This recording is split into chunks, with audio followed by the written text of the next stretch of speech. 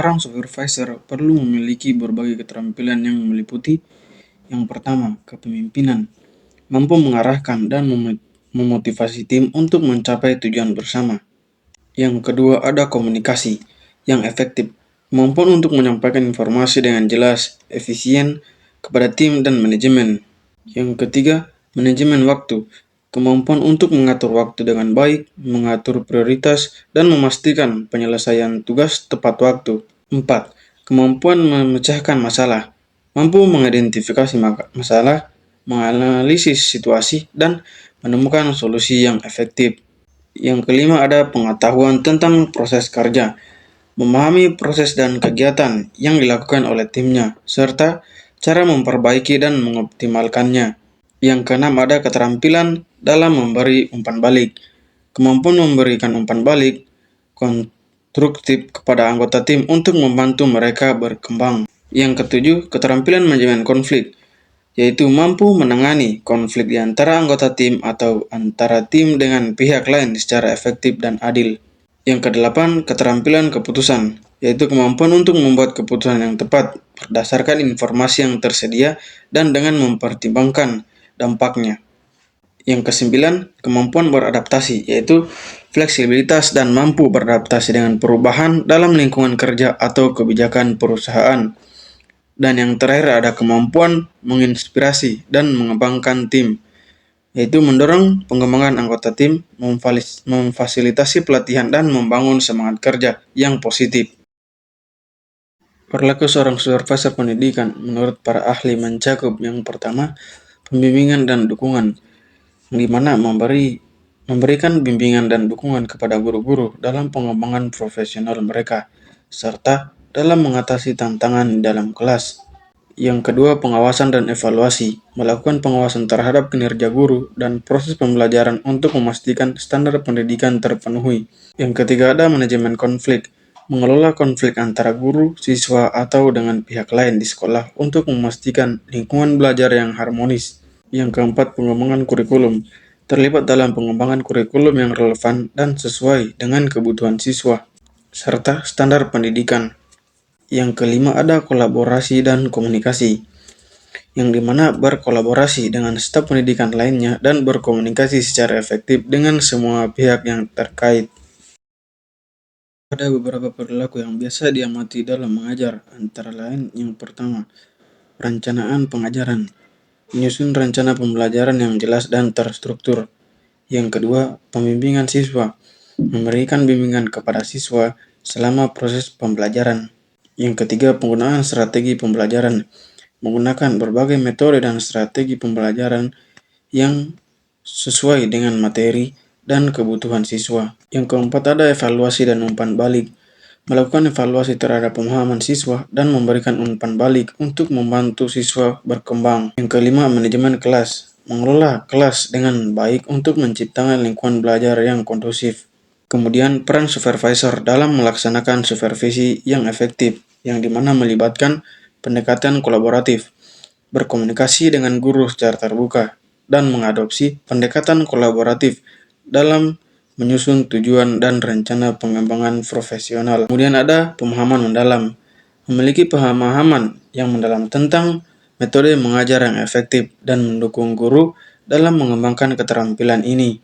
Kemudian ada pemberian umpan balik konstruktif, memberikan umpan balik yang konstruktif dan mendukung dengan fokus pada peningkatan kualitas pengajaran.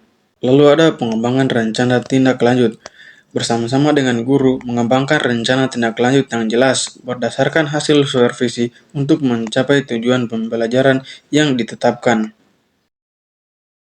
Jadi menurut pendapat saya, tujuan dari pelaksanaan supervisi akademik dalam pendidikan adalah untuk meningkatkan kualitas pengajaran dan pembelajaran di kelas, yang dimana aspek-aspek yang perlu dikembangkan dari guru yang disupervisi dalam supervisi akademik meliputi: yang pertama, ada perencanaan pengajaran, memastikan guru memiliki rencana pengajaran yang jelas, terstruktur, dan relevan dengan kebutuhan siswa.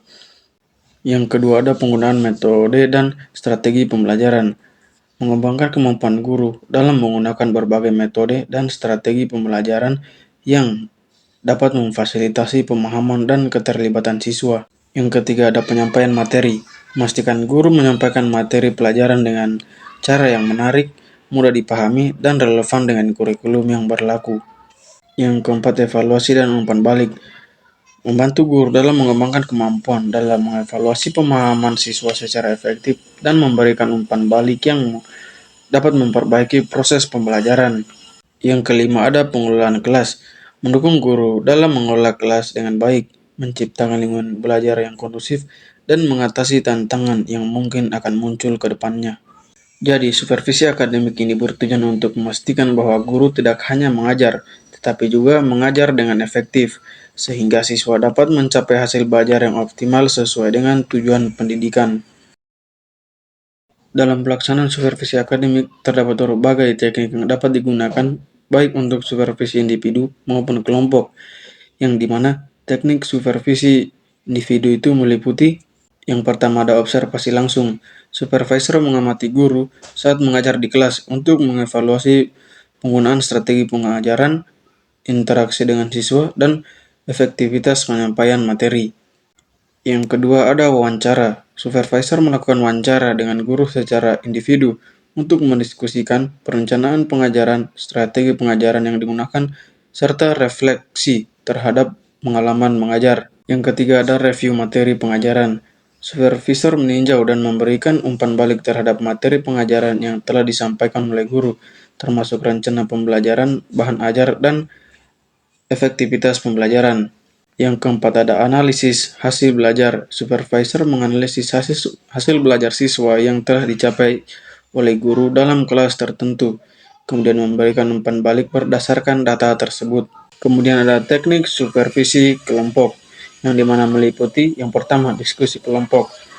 Supervisor memfasilitasi diskusi antara beberapa guru untuk berbagi pengalaman, strategi mengajar, serta tantangan yang dihadapi dalam pengajaran mereka. Kemudian yang kedua ada studi kasus. Menggunakan studi kasus atau situasi belajar nyata untuk mendorong guru-guru berkolaborasi dalam mencari solusi terbaik untuk masalah yang dihadapi. Yang ketiga ada simulasi. Mengatur sesi simulasi di mana guru-guru dapat mempraktikkan penggunaan strategi pengajaran baru atau memecahkan masalah pengajaran secara bersama-sama. Yang keempat ada pembelajaran berbasis tim. Mengorganisir sesi pelatihan atau workshop yang melibatkan beberapa guru untuk mengembangkan keterampilan tertentu, seperti penggunaan teknologi dalam pengajaran atau pengelolaan kelas. Dalam melaksanakan pelaksanaan supervisi manajerial untuk meningkatkan kualitas sekolah atau madrasah agar memenuhi standar nasional pendidikan, terdapat beberapa prinsip yang perlu diperhatikan oleh supervisor, yaitu yang pertama, kepemimpinan yang efektif. Supervisor harus memastikan bahwa kepemimpinan di sekolah efektif dan mampu mengarahkan visi dan tujuan sekolah sesuai dengan standar pendidikan nasional. Yang kedua, perencanaan yang terstruktur. Memiliki perencanaan yang jelas dan terstruktur dalam mengelola sumber daya sekolah, termasuk anggaran, fasilitas, dan personal. Yang ketiga, pengorganisasian yang efisien. Memastikan bahwa pengorganisasian sekolah berjalan dengan efisien, termasuk pengelolaan administrasi, penjadwalan, dan pengalokasian tugas. Yang keempat, pengawasan yang ketat. Melakukan pengawasan secara teratur terhadap operasional sekolah untuk memastikan bahwa semua kegiatan sesuai dengan kebijakan dan standar yang telah ditetapkan. Yang kelima, evaluasi berkelanjutan. Melakukan evaluasi terhadap semua aspek sekolah secara berkelanjutan, baik dari segi akademik maupun manajerial, untuk mengidentifikasi area yang perlu diperbaiki. Yang keenam, pengembangan sumber daya manusia. Mengembangkan sumber daya manusia di sekolah melalui pelatihan dan pengembangan profesional bagi semua staf, termasuk guru dan karyawan administrasi.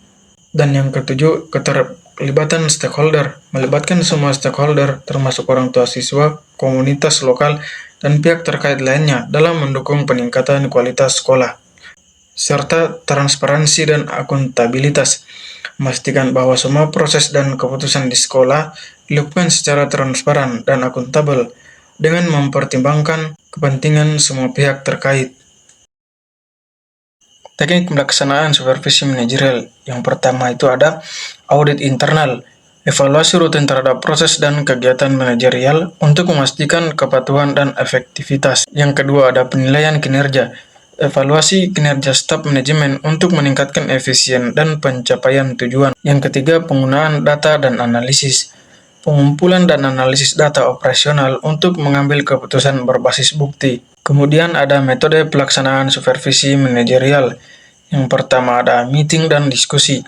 Pertemuan rutin untuk komunikasi tujuan, diskusi masalah, dan identifikasi solusi. Yang kedua, pelatihan dan pengembangan. Pelatihan untuk pengembangan staf manajemen dalam manajemen, kepemimpinan, dan pengelolaan sumber daya. Yang ketiga, pengawasan rutin. Pemantauan terjadwal untuk memastikan kepatuhan terhadap kebijakan dan prosedur serta konsistensi program sekolah. Dan yang keempat ada evaluasi dan laporan. Evaluasi hasil, analisis kinerja, dan penyusunan laporan dengan rekomendasi untuk perbaikan. Pelaksanaan supervisi klinis mengikuti siklus yang meliputi beberapa tahap esensial. Tahapan tersebut dimulai dengan penetapan tujuan, diikuti dengan pengamatan langsung terhadap kinerja, evaluasi, dan analisis. Kemudian, dilakukan pemberian umpan balik untuk mendukung pengembangan, diikuti dengan perencanaan tindak lanjut, dan implementasi rencana tersebut. Siklus tersebut diakhiri dengan evaluasi hasil dari langkah-langkah yang dilaksanakan serta refleksi terhadap keseluruhan proses supervisi untuk pengembangan profesional yang berkelanjutan.